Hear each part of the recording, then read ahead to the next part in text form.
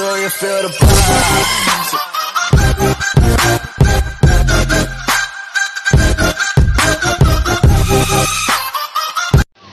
Ayan na guys. Bali na baklas ko siya. Ito yung laman yan. Siyempre itong pump belt para dito yan sa may motor. Ito yung pinaka-motor nya. Tapos ito naman yung gearbox nya na connection sa wash, ano yan, yung nasa loob nya, yung tawag na yung LC sa loob. Ito yung wash motor. Pagka nakita nyong nangitim na ito tapos matigas na iikot, ibig sabihin puno na ng tubig yung sa loob, kailangan na palitan tong gearbox nyo sa washing machine. Bali ito yung daanan ng tubig na sinasabi nung may-ari. Ito, bali yung ano na to, hose, ginawa na lang ng paraan to. Ito, nilagyan ng kulay green papunta dito, tapos nilagyan nila yung plastic. Kasi ito yung pinaka starter capacitor nya. Bali ito napapalitan din to kasi minsan nasisira yung pinaka goma na ito. Ayan o, yung goma na to nasisira. So masin nyo, tinanggal ko to, ayan o, kinalawang na yung goma nya. Kailangan na rin yata palitan, kaya siguro dun tumatagas yung tubig, hindi siya na ano, kinalawang na. Yan lang ang pyesa ng washing machine natin. Bali sila sabi kong fuse, titingnan natin dito sa may plastic kasi meron to sa may fuse. Patid na rin pala yung motor. May napansin ako dito, patid yung motor. Yung capacitor nya patid na nakakonekta dito sa motor. Starter capacitor tawag dito. Try natin yan ikabit, tapos try natin i-testing yung fuse dito kung okay pa. Tapos try natin na paganahin. Guys, ito palang tali, ito yung sa sa may drain.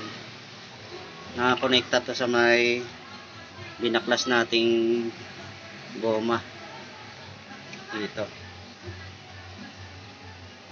Ito yung pinaka drain nya, inahatak to para bumaksak do sa pinaka hose nya.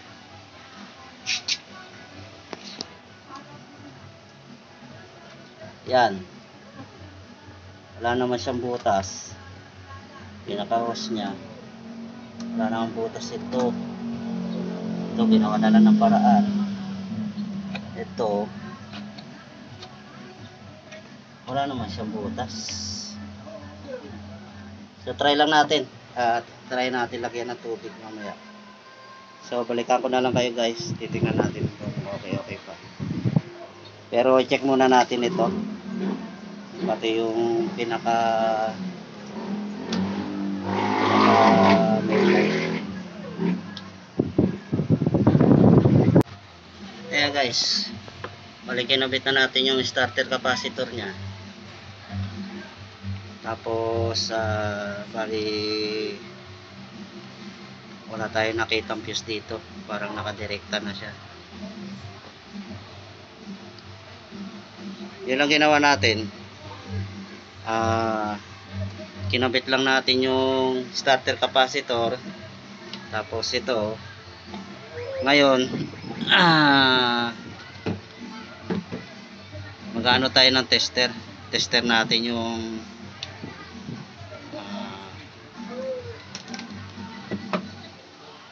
ayan, tester, naka-range ng ano yan, tawag na ito yung sa ohms, continuity.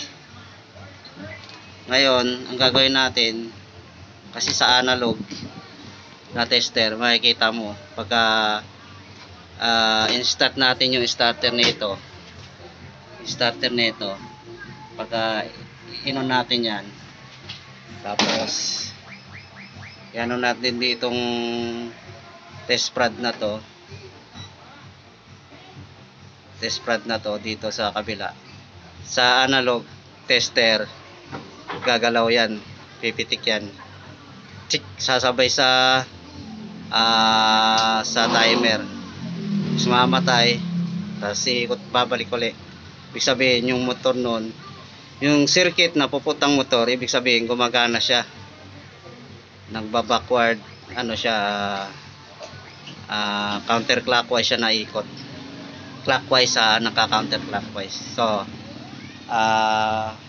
sa ngayon wala naman tayo nakitang ano, itatry lang natin kung yun lang capacitor na natanggal ang problema. Kaya ilalagay natin to kabilaan sa may mahirap kasi maghawak ng tester natin.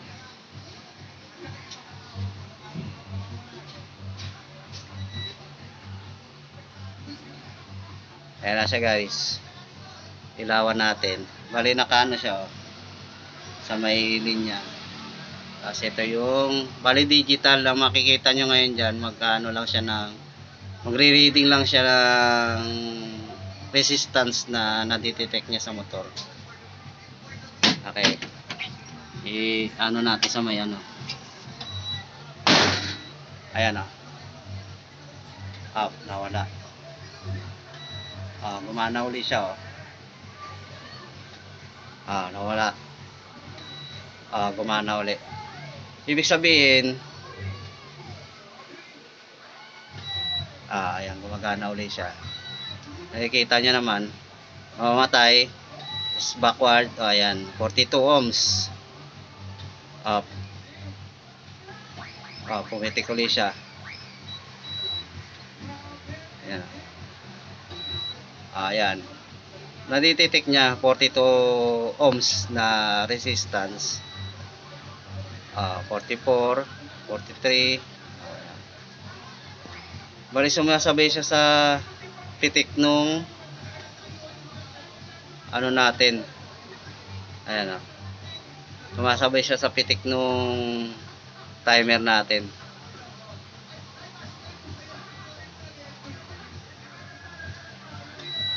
Ayan, ibig sabihin guys, yun lang ang sira natin,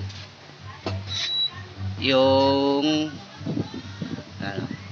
itong starter capacitor niya, parang naputol na siya dito. Hindi ko alam kung nangat-ngat ng daga o ano. Ayan ngayon tatry naman natin to sa kuryente, kung mapapansin nyo kung iikot tong pinaka motor natin.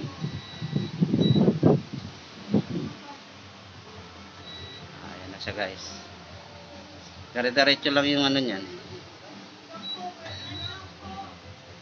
sabing gagana na yan.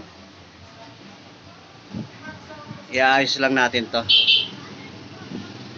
iayos lang natin yung linya na ito, lalagay natin uli, ibabalutan din natin uli. Tapos itong motor hindi naman siya ganong nabasa. Ang mangyari nito, papalitan natin yung, bukan nating palitan tong pinaka goma nya sa drain, sa wash drain nya. Palitan natin tong pinaka goma dahil parang sira na siya. Yun ang problema na ito. Mukha siyang okay pero wala na parang ano na siya, ambot na. Yun lang ang pinaka ano nya.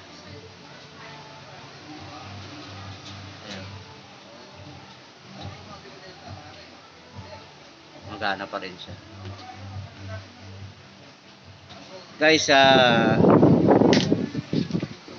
Ito try natin sa kuryente. kung gagana. Kita mo yung dalawang aso ko, nakabantay pa. Tinitingnan yata ko ano yung ginagawa ko. Ngayon ito try natin, sasaksak natin dito.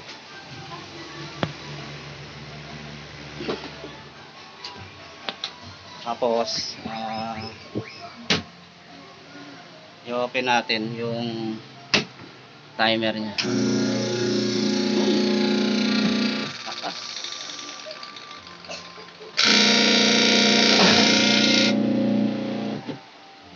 Yan na siya, oh. Takas ng tunog. Yan. Umiikot na siya.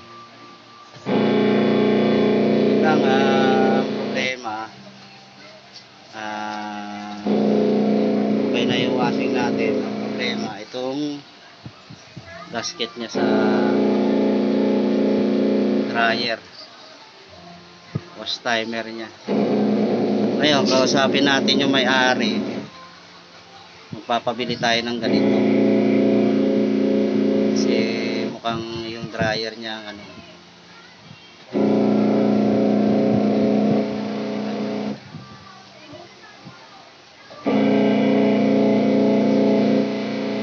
nakasiniikot ng motor niya.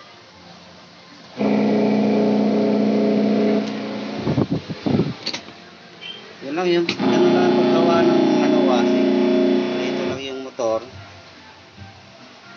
iikot lang yung motor niya, okay na siya. Ang problema, itong pinaka gear na nabasan ng tubig. Akala niya siguro may butas,